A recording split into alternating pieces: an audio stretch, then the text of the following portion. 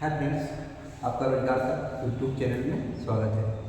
हम लोग Indian history देख रहे हैं, उसका थ्योरी देख रहे हैं और क्वेश्चन आंसर भी देख रहे हैं। अभी तक हम लोग सिंधु घाटी, वैदिक काल, जैन धर्म, बौद्ध धर्म और मगध का उत्कर्ष, उसके अलावा ईरानी और सिकंदर का आगमन देख चुके हैं। अब देखते हैं मौर्य युग। मौर्य युग आपको 323 ईसा पूर्व में जब नंद वंश के अंतिम राजा घनानंद को चंद्रगुप्त मौर्य ने हराकर मौर्य वंश का नींव रखा था। चलिए देखते हैं मौर्य युग। मौर्य राजवंश द्वारा शासित मौर्य साम्राज्य कब से कब तक है? 322 से लेकर 185 ईसा पूर्व तक। ईस्वी पूर्व तक 322 से लेकर 185 ईस्वी पूर्व तक प्राचीन भारत में भौगोलिक दृष्टि से व्यापक और शक्तिशाली राजनीतिक और सैन्य साम्राज्य था। कौन सा? मौर्य राजवंश। चंद्रगुप्त मौर्य ने नंद राजवंश को उखाड़ फेंकने के बाद 322 ईसा पूर्व में मौर्य राजवंश की या मौर्य वंश की नींव रखी, स्थापना की। किसने किया था? चंद्रगुप्त मौर्य ने। कब? 322 ईसा पूर्व में। ये देखिए आप चंद्रगुप्त मौर्य का मैप के थ्रू साम्राज्य कितना था। ये आपको गंधार है, ये आपको सिंध, इधर आपको अस्मक, ये मगध, कौशल, ये सारे क्षेत्र आपको उस समय चंद्रगुप्त मौर्य के टाइम पर मगध का हिस्सा था। 323 ईसा पूर्व में सिकंदर महान की मृत्यु के बाद मौर्य वंश के संस्थापक चंद्रगुप्त मौर्य ने सिकंदर के पूर्व साम्राज्य के दक्षिण पूर्वी छोर से पंजाब क्षेत्र पर विजय प्राप्त की थी। स्टार्टिंग में आप देखेंगे, स्टार्टिंग में जो ये क्षेत्र था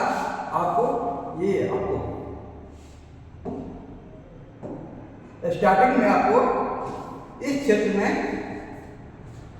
जो पंजाब का है और दक्षिणी ये जो एरिया था, इस पर चंद्रगुप्त मौर्य ने विजय प्राप्त की थी स्टार्टिंग में। उसके बाद पंजाब क्षेत्र पर विजय प्राप्त की। अब पश्चिमी सीमा पर शांति का आनंद लेते हुए चंद्रगुप्त उसके बाद पूर्व और दक्षिण में अपनी सैन्य गतिविधियों पर ध्यान केंद्रित करने के लिए स्वतंत्र था। जो भारत का उसमें उत्तर पश्चिमी एरिया था, वहाँ पर शांति बहाल करने के बाद पूरब के साइड में, मगध की साइड में और दक्षिण साइड में अपना ध्यान केंद्रित किए चंद्रगुप्त मौर्य ने। अपने शासनकाल के अंत तक उसने अपना साम्राज्य उत्तरी भारत तक फैला दिया था। किसने? चंद्रगुप्त मौर्य ने। उनके पुत्र बिंदुसार ने साम्राज्य का विस्तार दक्कन तक जारी रखा। चंद्रगुप्त के बाद जब उनके पुत्र बिंदुसार राजा बने तो उन्होंने अपने साम्राज्य का विस्तार दक्षिण में दक्कन तक कर दिया था तथा वह उस क्षेत्र के आसपास ही रुका जिसे आज कर्नाटक के नाम से जाना जाता है। कहने का कर्नाटक तक उनका साम्राज्य का विस्तार हो चुका था। बिंदुसार के पुत्र अशोक का शासनकाल लगभग 265 से लेकर 238 ईसा पूर्व या लगभग 273 से 232 ईसा पूर्व। अशोक का शासनकाल 273 ईसा पूर्व से लेकर 232 ईसा पूर्व तक था। अशोक ने कलिंग को पहले से ही विशाल साम्राज्य में जोड़ा। जो पहले से विशाल साम्राज्य था उसमें अशोक ने कलिंग जो राज्य था उसको जोड़ा। हालांकि यह जोड़ अंतिम होगा। इसके बाद कोई युद्ध नहीं किया अशोक ने, क्योंकि उस क्षेत्र की क्रूर विजय के कारण अशोक को सैन्य विजय छोड़नी पड़ी। सैन्य विजय छोड़कर वह धर्म विजय की ओर आगे बढ़ा। बल्कि उन्होंने बौद्ध धर्म अपना लिया। किसने? अशोक ने बौद्ध धर्म अपना लिया और धर्म को राज्य की विचारधारा के रूप में स्थापित किया। उन्होंने अपने विजय को, साम्राज्य विस्तार को धर्म के द्वारा आगे बढ़ाने की कोशिश की। किसने? अशोक ने।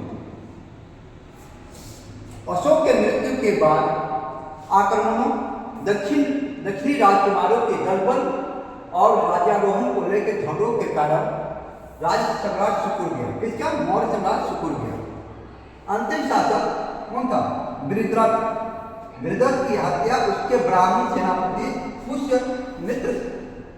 पुष्यमित्र शुंग ने की थी। कब? 185 ईसा पूर्व में, 185 BC में।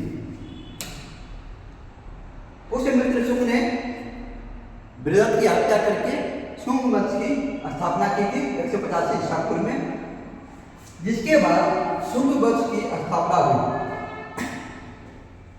जिसने लगभग 1 शताब्दी तक मध्य भारत पर शासन किया। किसने? शुंग वंश ने। अब देखते हैं मौर्य राजवंश के विभिन्न राजा और उनके शासनकाल। चंद्रगुप्त मौर्य ने 322 ईसा पूर्व से लेकर 297 ईसा पूर्व तक शासन किया। उसके बाद आए बिंदुसार, 1 नंबर, 2 नंबर बिंदुसार 297 से लेकर 273 ईस्वी BC तक। 3 नंबर पर अशोक महान, ये 273 ईसा पूर्व से लेकर 232 ईसा पूर्व तक शासन किए थे। उसके बाद दशरथ मौर्य हुए 4 नंबर, ये 232 से 224 ईस्वी पूर्व तक। उसके बाद 5वें नंबर पर संप्रति मौर्य ने 224 से लेकर 215 BC तक शासन किए थे। 6ठे नंबर पर जो शासन किए मौर्य वंश में वो थे शालिशुंग। इन्होंने 215 BC से लेकर 202 BC तक 202 ईस्वी पूर्व तक शासन किया। 7वां नंबर पर देववर्मन मौर्य, इन्होंने 202 से लेकर 195 BC तक या ईस्वी पूर्व तक शासन किए। 8वें नंबर पर हुए शतधन्वन मौर्य, इन्होंने 195 BC से लेकर 187 BC तक शासन किया। और अंतिम हुए 9वें नंबर, अंतिम लास्ट बृहद्रथ मौर्य 187 BC से लेकर 185 BC तक। ये केवल 2 वर्ष तक शासन किए। इनकी हत्या कर दी गई।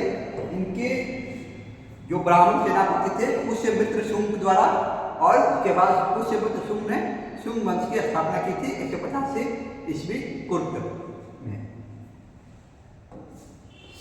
ये आपको चंद्रगुप्त मौर्य की देखते हैं 322 ईस्वी पूर्व से लेकर 298 ईस्वी पूर्व तक। लगभग इन्होंने 24 वर्षों तक शासन किया। 24 वर्षों तक शासन किया। ये है भारत सम्राट महाराजा चंद्रगुप्त मौर्य।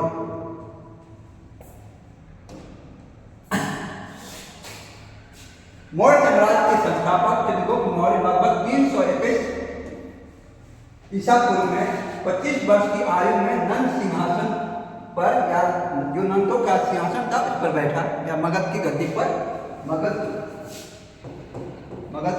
बैठे। कब? 321 ईसा पूर्व में। उस समय उनकी आयु थी 25 वर्ष। ऐतिहासिक ग्रंथों में कहा गया है कि ब्राह्मण कौटिल्य, जो उनके गुरु थे, उनका नाम था कौटिल्य, उनके गुरु और मार्गदर्शक थे। किनके? चंद्रगुप्त मौर्य के। राजनीतिक उपलब्धियां देखते हैं चंद्रगुप्त मौर्य की। नंदों पर विजय। चंद्रगुप्त ने नंदों के शासन के अंतिम वर्षों में उनकी बढ़ती और लोकप्रियता का लाभ उठाया। उन्होंने नंद वंश को उखाड़ फेंका और मौर्य साम्राज्य की स्थापना की। अंतिम जो नंद राजा था उसका नाम था घनानंद को हटाकर चंद्रगुप्त मौर्य ने मगध की गद्दी पर बैठे थे 322 BC में। यूनानियों पर विजय। सिकंदर की विरासत के लिए संघर्षरत सेल्यूसिड राजवंश ने 305 BC या ईसा पूर्व में भारत में आगे बढ़ने का प्रयास किया। जो राजवंश था सेल्यूसिड, उसने 305 BC में भारत में आगे बढ़ने का प्रयास किया। हालांकि वे पराजित हो गए और एक संधि के समापन के बाद सेल्यूसिड और मौर्यों ने मैत्रीपूर्ण संबंध स्थापित कर लिए। अब देखते हैं चंद्रगुप्त मौर्य का साम्राज्य। आपको यहाँ देखिए एरिया ग्वादर, आपको सत्य प्रारंभ, ये आपको सौराष्ट्र साउथ में यहाँ तक मगध, मथुरा, अवंती, दक्षिणापंथ, ये सब दक्षिणी भारत पर विजय। दक्षिण भारत पर चंद्रगुप्त मौर्य की विजय का उल्लेख अशोक के शिलालेखों, जैन ग्रंथों और संगम साहित्य में मिलता है। कहाँ मिलता है? जो अशोक के शिलालेख हैं उनमें, जैन ग्रंथों में और संगम साहित्य जो थे आपको दक्षिण भारत के संगम साहित्य उनमें मिलते हैं। उसने उत्तरी कर्नाटक के क्षेत्र पर नियंत्रण प्राप्त कर लिया था। चंद्रगुप्त मौर्य ने दक्षिण में उत्तरी कर्नाटक के जो एरिया था, क्षेत्र था, उस पर विजय प्राप्त कर लिए थे। जैन स्रोतों के अनुसार चंद्रगुप्त ने अपने जीवन के अंतिम समय में जैन धर्म अपना लिया था और अपने पुत्र के पक्ष में सियासत छोड़ दिया था। ऐसा कहा जाता है कि जैन संत जो थे भद्रबाहु और कई अन्य भिक्षुओं के साथ वे कर्नाटक के श्रवणबेलगोला में चले गए थे। कहाँ? श्रवणबेलगोला। यहाँ पर आपको बाहुबली की मूर्ति मिलती है। चंद्रगुप्त मौर्य एक महान योद्धा, साम्राज्य निर्माता और कुशल प्रशासक थे। वह भारत के प्रथम महान ऐतिहासिक सम्राट बने। उन्हें एकीकृत भारत का पहला शासक माना जाता है। किनको? चंद्रगुप्त मौर्य को एकीकृत भारत का प्रथम सम्राट माना जाता है। अब देखते हैं बिंदुसार। बिंदुसार मौर्य जिनका शासन 298 बीसी से लेकर 273 बीसी तक था। लगभग इन्होंने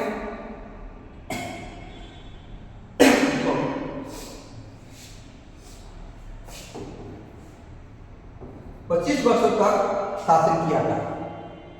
25 वर्षों तक बिंदुसार ने शासन किया था।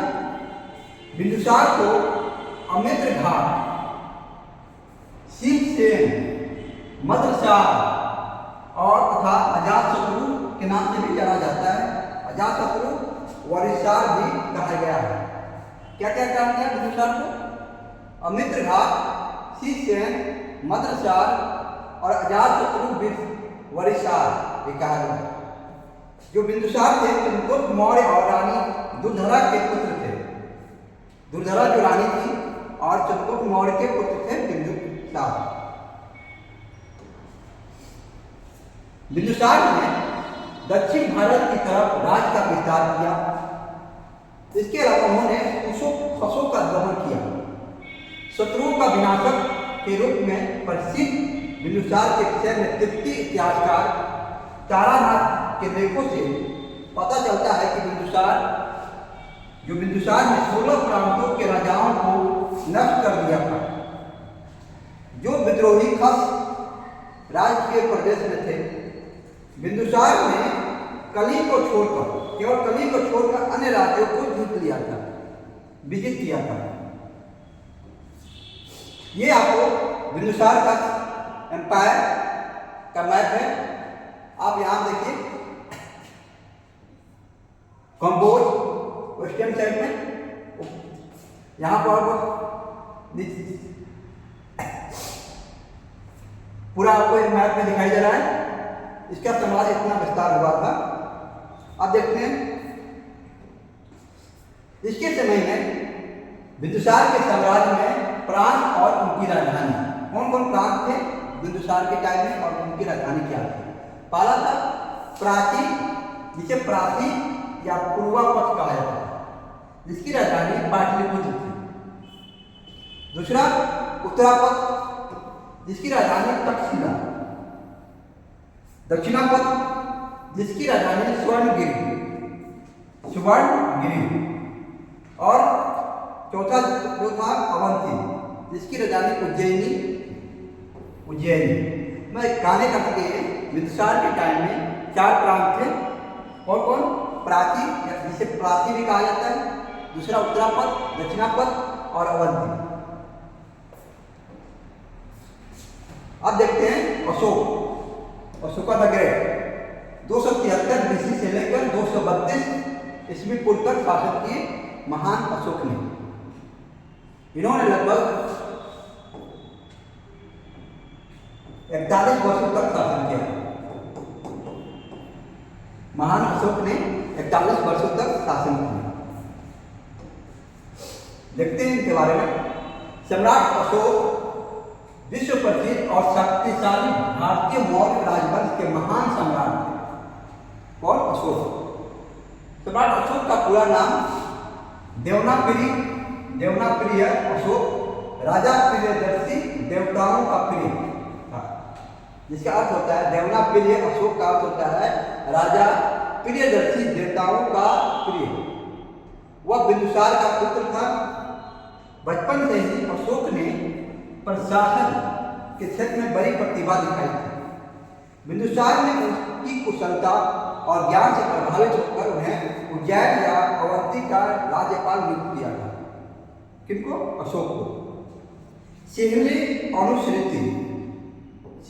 अनुश्रुति के अनुसार अशोक ने 99 भाइयों को हत्या करके सिंहासन प्राप्त किया। किसके अनुसार? सिहली अनुश्रुति के अनुसार सम्राट अशोक ने अपने 99 भाइयों की हत्या करके गद्दी प्राप्त की थी। राजनीतिक उपलब्धियां देखते हैं। मौर्य राजवंश के चक्रवर्ती सम्राट अशोक राज्य का मौर्य सम्राट उत्तर में हिंदुकुश तक्षशिला की श्रेणियों से लेकर दक्षिण में गोदावरी नदी, सुवर्णगिरी पहाड़ी के दक्षिण तथा मैसूर तक तथा पूर्व में बांग्लादेश, पाटलिपुत्र से पश्चिम में अफगानिस्तान, ईरान, बलूचिस्तान तक पहुंच गया था। इनका साम्राज्य उत्तर में आपको हिंदकुश और तक्षशिला की श्रेणियों से लेकर दक्षिण में आपको सुवर्णगिरी पहाड़ी जो है और गोदावरी तक पहुंच गया था। इसके अलावा पूर्व में बांग्लादेश, पाटलिपुत्र से पश्चिम में अफगानिस्तान, ईरान, बलूचिस्तान तक फैला था। कलहन की राजतरंगिणी का लेखक कौन है? कलहन से पता चलता है कि अशोक का अधिकार कश्मीर पर भी था। अशोक का अधिकार कश्मीर पर भी था। उसने वहाँ धर्मरेणी बिहार में अशोकेश्वर नामक मंदिर की स्थापना करवाई थी। कहाँ पर? कश्मीर के धर्मरेणी बिहार में।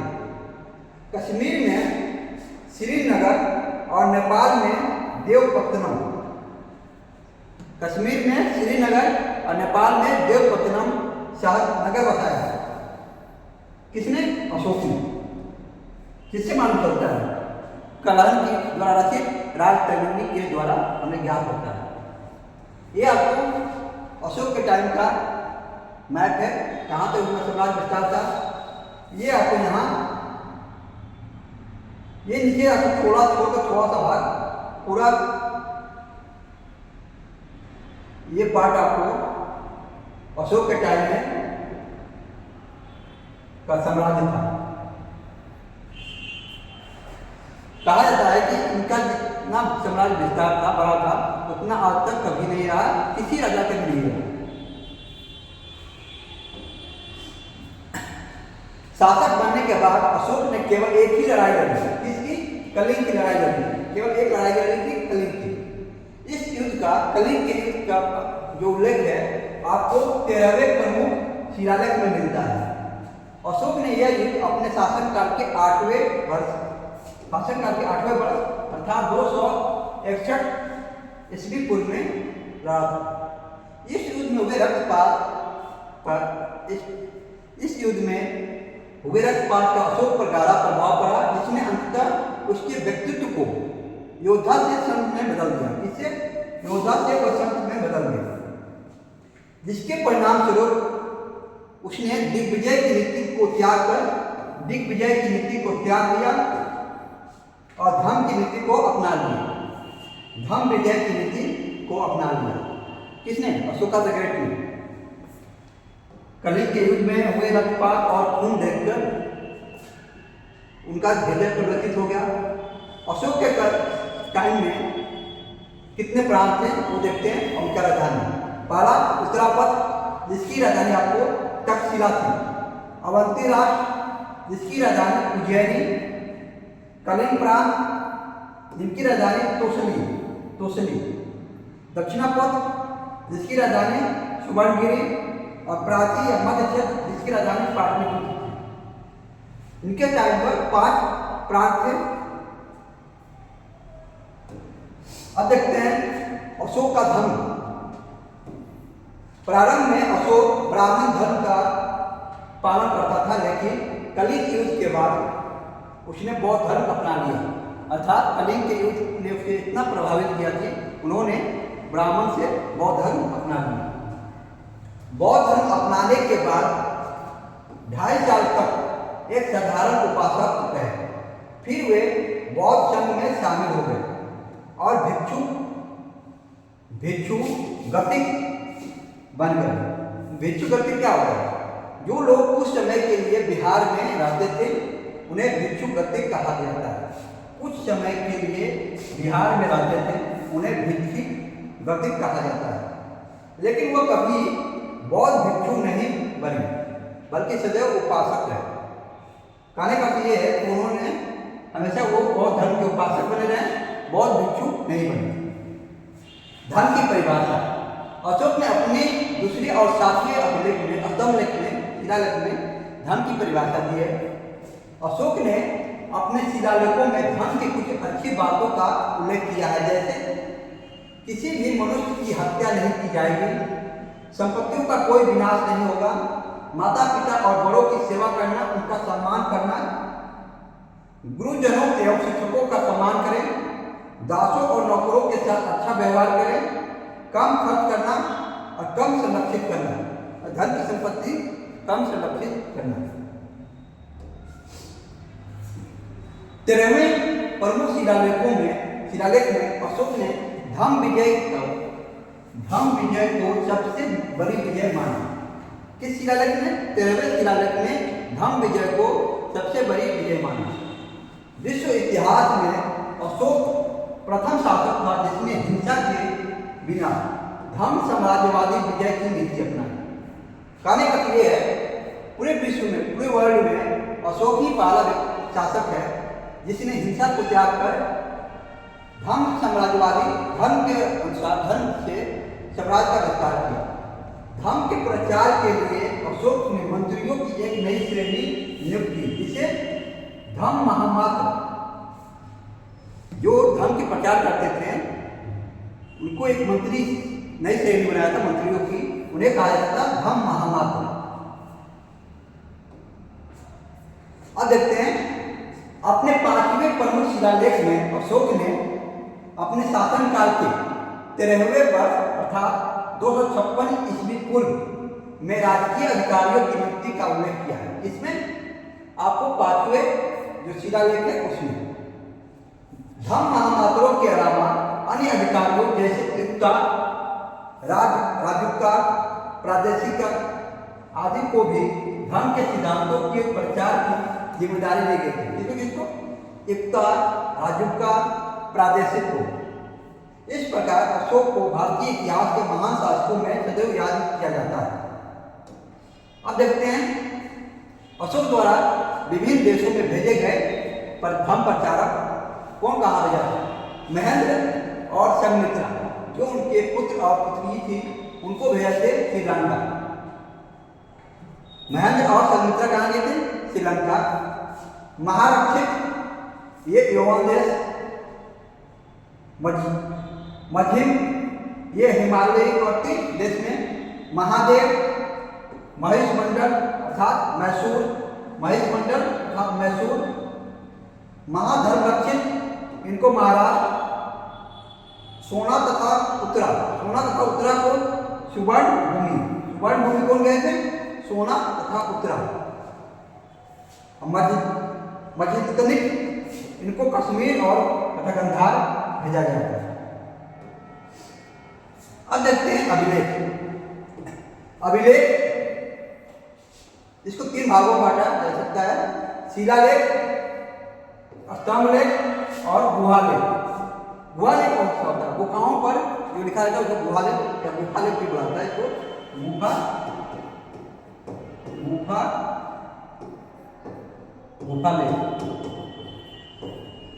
स्तंभ शिलालेख भी दो थे, बृहद और लघु शिलालेख। और स्तंभ लेख दो थे, दीर्घ स्तंभ लेख और लघु स्तंभ लेख। अब देखते हैं विभिन्न शिलालेख कहाँ मिला है और खोज कौन किया है। स्थान गिरनार। गिरनार जो शिलालेख है आपको गुजरात में 1822 में कर्नल टोड ने इसकी खोज की थी। शाहबाज गरी इसका ये आपको पेशावर पाकिस्तान में है। जो शाहबाज गरी शिलालेख है वो आपको पाकिस्तान के पेशावर में है। इसकी खोज 1836 में कोर्ट ने की थी। कोर्ट धौली ये आपको उड़ीसा के पुरी में है। 1837 में इसकी खोज की गई थी। इसने किया था किट्टू ने। जौहर ये आपको उड़ीसा के गंजाम जगह पर है, गंजाम जौहर। इसकी खोज 1850 में इलियट ने की थी।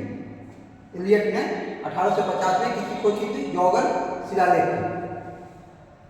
कालसी आपको देहरादून में मिला है। उत्तराखंड का जो देहरादून है वहां पर 1860 में फॉरेस्ट ने इसकी खोज की थी। 1860 में चोपारा ये आपको महाराष्ट्र के थाने में मिला है।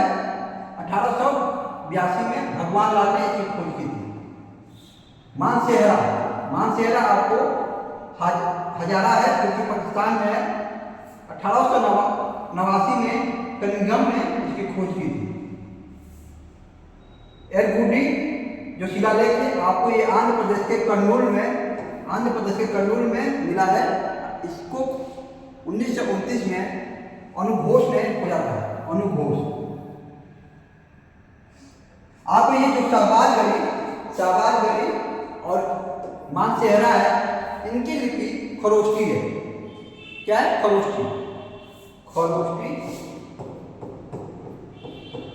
खरोष्टी लिपि में लिखी गई है। कौन कौन? मानसेहरा और शाहबाज गरी जो शिलालेख है वो उसी पर। अब देखते हैं अशोक के लघु शिलालेख। ये 14 शिलालेखों के मुख्य वर्ग के अतिरिक्त हैं। ये निम्नलिखित स्थानों से प्राप्त हैं। रूपनाथ आपको जबलपुर मध्य प्रदेश से मिला है। गुर्जरा दातिया जो जगह है मध्य प्रदेश में वहां से मिला है। कौन सा? गुर्जरा शिलालेख। सहस्राम बिहार के। भाभरू आपको जयपुर के बैराट जगह है वहां पर। मास्की शिलालेख आपको कर्नाटक के रायचूर में। ब्रह्मगिरी कर्नाटक के चित्रदुर्ग में। सिद्धपुर जो शिलालेख है ये आपको कर्नाटक के चित्रदुर्ग में यही मिला है। जंटिंग रामेश्वर ये आपको कर्नाटक के चित्रदुर्ग में मिला है। एरगुडी ये आपको आंध्र प्रदेश के कर्नूल में। गोबीमठ ये आपको कर्नाटक के मैसूर में। पालकी गुंडप आपको कर्नाटक के मैसूर में। राजूर मंडीगिरी आपको आंध्र प्रदेश के कर्नूल में। औरोरा ये आपको उत्तर प्रदेश के मिर्जापुर में। सारो मारो जो शिलालेख है ये आपको मध्य प्रदेश के शहडोल में। कहाँ? मध्य प्रदेश के शहडोल। नेटूर शिलालेख आपको कर्नाटक के मैसूर में प्राप्त हुआ। उद्देगोलम जो शिलालेख है ये आपको कर्नाटक के बेलारी में मिला है। और सनाती ये गुलबर्गा जगह है कर्नाटक में वहां मिला है। कौन सा? सनाती गुलबर्ग कर्नाटक। जो सनाती शिलालेख है अशोक का नवीनतम शिलालेख मिला है। जो गुलबर्ग में अभिलेख मिला है शिलालेख मिला है सनाती वो सबसे नवीनतम शिलालेख है अशोक का। अब देखते हैं प्रमुख शिलालेख और उनके विषय में। पाला शिलालेख जिसमें पशु बलि की निंदा की गई है तथा सभी मनुष्य मेरी संतान की तरह है।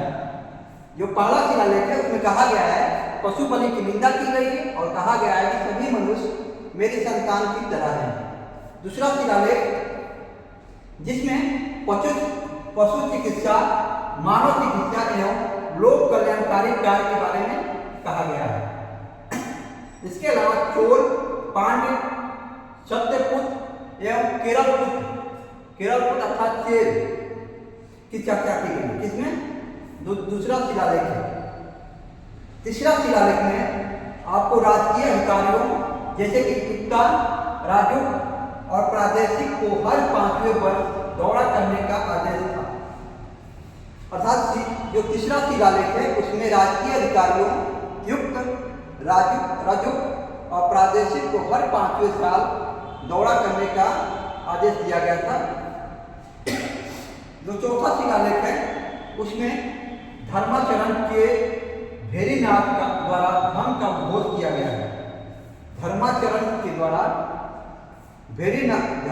के भेरीनाथ के द्वारा धर्म का उद्घोष किया गया है। जो पांचवा शिलालेख है आपको उसमें धम्म महामात्रों की नियुक्ति के विषय में जानकारी दी गई है।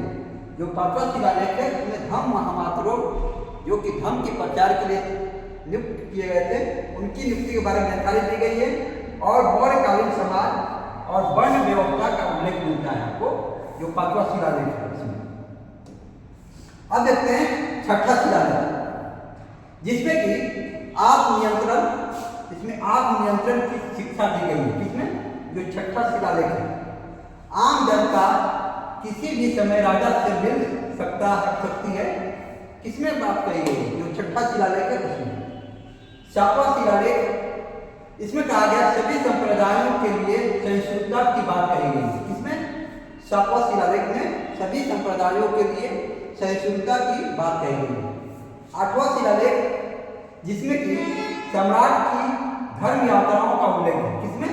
आठवां शिलालेख में सम्राट के धर्म यात्राओं का उल्लेख है। इसके साथ बोध गया के भ्रमण का उल्लेख भी है। किसमें? आठवां शिलालेख में। नौवां शिलालेख इसमें आपको धर्म समारोहों की चर्चा की गई है। इसके अलावा सच्ची भेंट एवं शिष्टाचार का उल्लेख किया गया है। इसमें नौवां शिलालेख में धर्म समारोहों की चर्चा तथा सच्ची भेंट व शिष्टाचार का उल्लेख है। 10वां शिलालेख इसमें अशोक ने आदेश दिया है कि राजा तथा उच्च अधिकारी हमेशा प्रजा के हित में सोचे। जो 10वां शिलालेख है उसमें अशोक ने आदेश दिया है कि राजा तथा उच्च अधिकारी हमेशा प्रजा या जनता के बारे में सोचे। 10वें शिलालेख में ख्याति एवं गौरव की निंदा की गई है तथा धर्म नीति की श्रेष्ठता पर बल दिया गया है। जो 11वां शिलालेख है 11वां शिलालेख में आपको धर्म नीति की व्याख्या की गई है। धर्म नीति की व्याख्या किसमें की गई है? 11वां शिलालेख में। 12वां शिलालेख जो 12वां शिलालेख है उसमें सर्वधर्म समभाव एवं स्त्री महामात्र की चर्चा की गई है। इसमें स्त्री महामात्र की चर्चा की गई है 12वां शिलालेख में। इसके अलावा सर्वधर्म समभाव की बात कही गई है। 13वां शिलालेख इसमें कलिंग युद्ध का वर्णन है। 13वां जो शिलालेख है इसमें कलिंग युद्ध का वर्णन है, पड़ोसी राज्यों का वर्णन है तथा अपराध करने वाली आठवीं जातियों का उल्लेख मिलता है। इसमें आठवीं जाति थी जो अपराध करती थी उसका आपको उल्लेख 13वां शिलालेख में मिलता है। और लास्ट है 14वां शिलालेख। इसमें अशोक ने जनता को धार्मिक जीवन बिताने के लिए प्रेरित किया। अशोक ने जनता को धार्मिक जीवन बिताने के लिए प्रेरित किया। किस शिलालेख में? 14वें शिलालेख में इसका उल्लेख किया गया है। ये रहे आपके मौर्य युग के विभिन्न राजा जो प्रमुख राजाएं थे उनका शासनकाल। नेक्स्ट वीडियो में हम लोग मौर्य युगीन समाज, अर्थव्यवस्था, प्रशासन आदि विषय देखेंगे। अगर ये वीडियो आपको अच्छा लगा है तो वीडियो को लाइक कीजिए, चैनल को सब्सक्राइब कीजिए और दोस्तों में शेयर कीजिए। Thank you.